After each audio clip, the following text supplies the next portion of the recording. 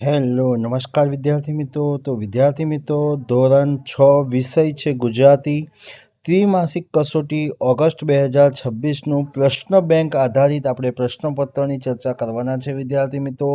તો સૌથી પહેલા પ્રશ્ન 1 છે, આપેલા ફકરાના આધારે પ્રશ્નોના જવાબ યોગ્ય વિકલ્પ પસંદ કરીને આપો. એકવાર એક બાળકને ફકીર બાબા મળ્યા. બરાબર છે, આ એક ફકરો છે. આંખમાં આંખ મિલાવીને કહ્યું, બચ્ચા, એક વાત હંમેશા યાદ રાખજે, જ્યારે તું કંઈ પણ કરે, બોલે કે વિચારે, ત્યારે તારા દિલની એક સવાલ પૂછજે કે મારી માને આ ગમશે કે નહીં. ફકીર બાબાની આ શિખામણ બાળકના દિલમાં કાયમ માટે વસી ગઈ. ત્યારથી તે કોઈ પણ કામ કરતા પહેલાં વિચારતો કે આ કામ તેની માને ગમશે કે નહીં. આ ટેવના કારણે તે ઘણા ખરાબ વિચારો અને ખરાબ કામોથી બચી ગયો.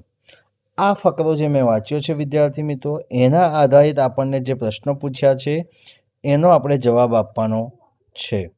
સૌથી પહેલાં આપણી પાસે પ્રશ્ન નંબર 1 છે, બાળકને ફકીર બાબાએ શું શિખામણ આપી? 4 ઓપ્શન આપ્યા છે, A, B, C અને D. તો સાચો જવાબ છે વિદ્યાર્થી મિત્રો ઓપ્શન B છે. બીજો પ્રશ્ન છે, ફકીર બાબાની શિખામણ બાળકના ખાલી જગ્યામાં વસી ગઈ. તો જવાબ છે વિદ્યાર્થી મિત્રો દિલમાં વસી ગઈ. ત્યારબાદ વિદ્યાર્થી મિત્રો ત્રીજો પ્રશ્ન છે, બાળકને ખરાબ કામોથી કેવી રીતે બચવા મળ્યું? તો જવાબ છે સાચો ઓપ્શન, તે મને ગમશે કે નહીં તે વિચારતો. આ વિચારથી બાળકને ખરાબ આદતથી બચી ગયો. ચોથો પ્રશ્ન છે, ફકીર બાબાએ બાળકને કઈ વાત પૂછવા કહ્યું? તો સાચો ઓપ્શન છે ઓપ્શન સી, મારી માને આ ગમશે કે નહીં. ત્યારબાદ વિદ્યાર્થી મિત્રો પ્રશ્ન નંબર 2 છે, આપેલી વાર્તા વાંચી પ્રશ્નોના જવાબ યોગ્ય વિકલ્પ પસંદ કરીને આપણે લખવાનું છે. 2 મુસાફર અને ઝાડ વચ્ચેની વાત છે વિદ્યાર્થી મિત્રો. ફકરો વાંચીએ. 2 મુસાફરો ગરમીમાં મુસાફરી કરી રહ્યા હતા. રસ્તામાં તેમને એક મોટું ઝાડ મળ્યું. બંને તેની ઠંડી છાયામાં બેસી ગયા. એક મુસાફરે કહ્યું, આ ઝાડનો છાંયડો સારો છે, પણ તેના પર ફળ નથી.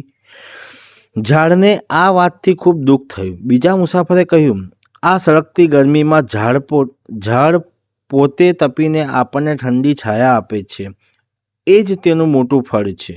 પ્રથમ મુસાફરે પોતાની ભૂલ સમજી અને ઝાડની માફી માગી. પહેલો પ્રશ્ન છે, મુસાફર ઝાડ નીચે શા માટે બેઠો હતો? તો જવાબ છે વિદ્યાર્થી મિત્રો ઓપ્શન બી, ગરમીથી બચવા માટે. બીજો પ્રશ્ન છે, પ્રથમ મુસાફરે ઝાડ વિશે શું કહ્યું? તો સાચો ઓપ્શન છે ઓપ્શન સી, ઝાડનો છાંયડો સારો છે પણ ફળ નથી. ત્રીજો પ્રશ્ન છે, બીજા મુસાફરે ઝાડની કઈ વિશેષતા જણાવી? તો જવાબ છે વિદ્યાર્થી મિત્રો તે પોતે તપીને છાંયો આપે છે. ચોથો પ્રશ્ન છે, અંતે પ્રથમ મુસાફરે શું કર્યું? તો જવાબ છે વિદ્યાર્થી મિત્રો ઝાડની માફી માગી. ત્યારબાદ પ્રશ્ન નંબર 3, આપેલી માહિતીના આધારે પ્રશ્નોના યોગ્ય વિકલ્પ પસંદ કરીને આપણે વિદ્યાર્થી મિત્રો જવાબ લખવાનું છે. તો માહિતી અહીંયા વિદ્યાર્થી મિત્રો તમને સ્ક્રીન ઉપર આપી છે, તમે જોઈ શકો છો અને વાંચી શકો છો. એના આધારિત આપણે અહીંયા પ્રશ્નો ચર્ચા કરવાના છે.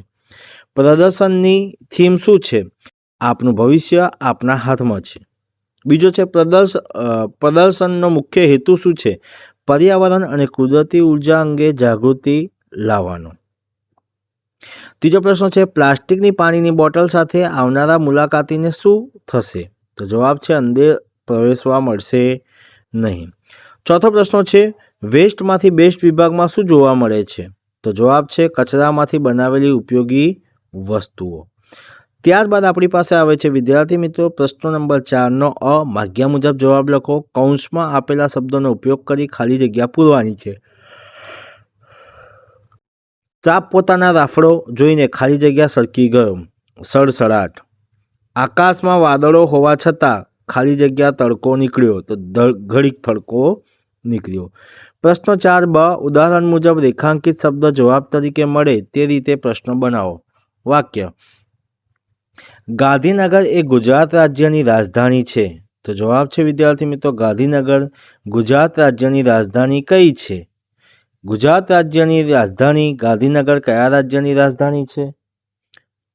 પ્રશ્ન 4 ક યોગ્ય વિકલ્પ પસંદ કરી જવાબ આપો.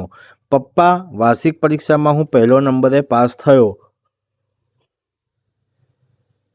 4 ઓપ્શન છે, તો શું આવે છે? દયા, ગુસ્સો, સાહસ કે આનંદ? તો જવાબ છે આનંદ આવે છે. દીકરો હજુ ઘરે કેમ ના આવ્યો? ચિંતાનો વિચાર છે. શું છે? ચિંતા. એટલે ઓપ્શન સી. પ્રશ્ન નંબર 5, આપેલા પ્રશ્નો ટૂંકમાં જવાબ આપો. પ્રકૃતિની જાળવણી માટે વિદ્યાર્થી તરીકે તમારી શું જવાબદારી છે? તો વિદ્યાર્થી તરીકે આપણે વૃક્ષોનું રક્ષણ કરવું, વધુ વૃક્ષો વાવવા, પાણીનો બગાડ ના કરવો, પ્લાસ્ટિકના ઓછા ઉપયોગ કરવો અને આસપાસ સ્વચ્છતા રાખવી જોઈએ. બીજો પ્રશ્ન છે, તમે આકાશગંગાને જોયા છો, તેની વિશેષતા લખો. આકાશગંગા અસંખ્ય તારાઓથી બનેલી વિશાળ તારામંડળની રચના છે. રાત્રે આકાશમાં દુધિયા પટ્ટા જેવી દેખાય છે. ચોથો પ્રશ્ન છે, જો તમને તક મળે તો તમે કયા ગ્રહ પર જવાનું પસંદ કરશો? શા માટે? મને તક મળે તો હું મંગળ ગ્રહ પર જવાનું પસંદ કરું. મંગળ ગ્રહ વિશે વધુ જાણવાની અને ત્યાંની વાતાવરણ જોવાની મારી ઈચ્છા છે. પ્રશ્ન 5 બ, ઉદાહરણ મુજબ શબ્દો આપી વાક્યમાં પ્રયોગ કરો. દરિયામાં ગયેલી જમીનની લાંબી પટ્ટી, તો ભૂશીર. જેની 3 બાજુઓ પાણી હોય તેવા ભાગને દ્વીપકલ્પ કહેવામાં આવે છે. અર્થ આપી વાક્યમાં પ્રયોગ કરો. ગેલમાં આવી જવું, ખૂબ આનંદમાં આવી જવું. વાક્ય, ઇનામ મળતા રવિ ગેલમાં આવી ગયો.